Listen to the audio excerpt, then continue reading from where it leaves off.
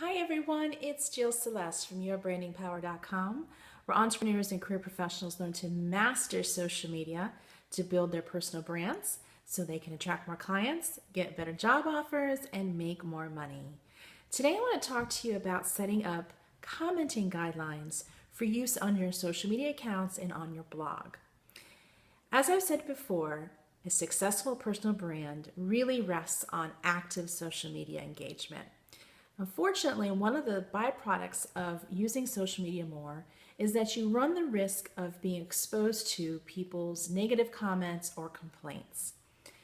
Some people get a real false bravado hiding behind their social media accounts, and they would say things to someone that perhaps they wouldn't say to your face. And that might result in maybe leaving a scathing Facebook complaint on your page, or maybe an inappropriate remark on your blog.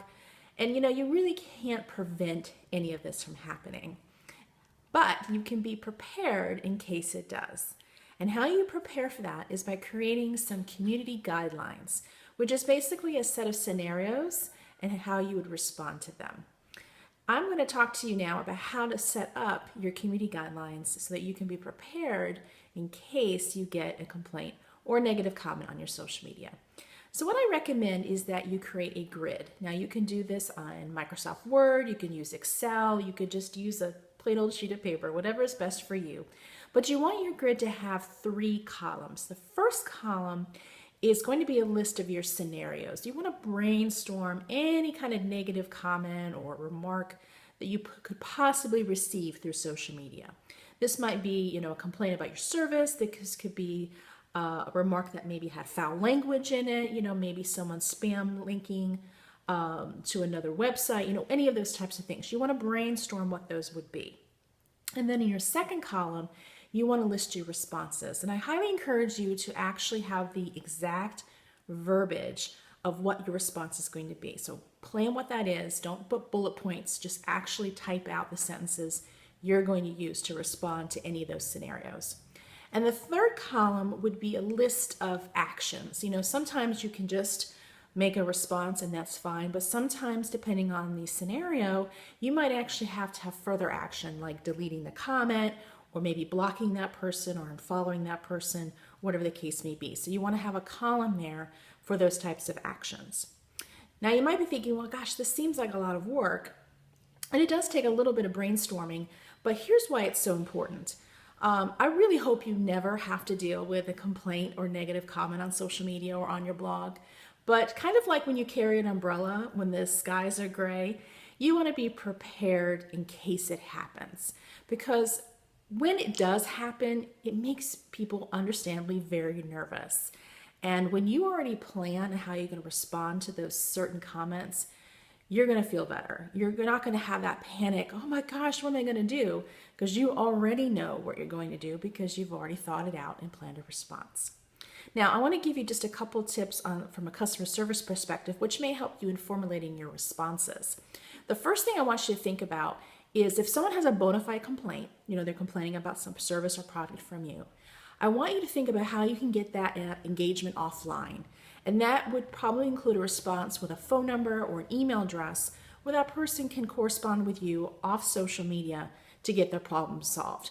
You want to try not to engage this person back and forth solving their problems on social media. It usually never works out. It's often very tedious. So just try to get them offline through a phone number or an email address.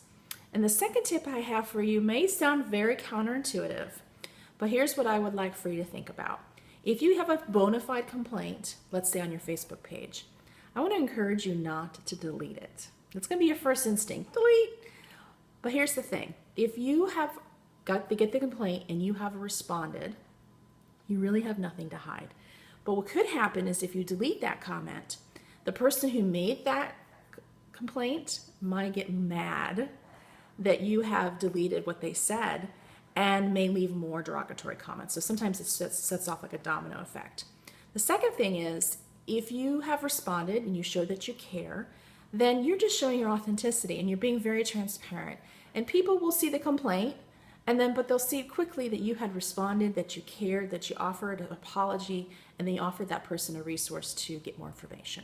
that makes you look really good on social media. So that's why I want you to think about keeping those complaints on your social media accounts if you get them. So those are some tips on how to set forth your commenting guidelines. And like I said, personal branding and social media really go hand in hand. But a byproduct of that could be that you have to deal with some complaints or some negative comments from people. It's going to be okay. Just remember, if you plan ahead by creating these commenting guidelines, you are going to feel less nervous when this happens. You're going to feel more confident in your responses, and you're going to know exactly what you're going to do so that you can respond with confidence and get that person's help that they may need. So hopefully these tips are helpful for you. If you need more personal branding or social media tips, I invite you to visit me at www.yourbrandingpower.com. Until next time, here's to your personal branding success. Have a great day.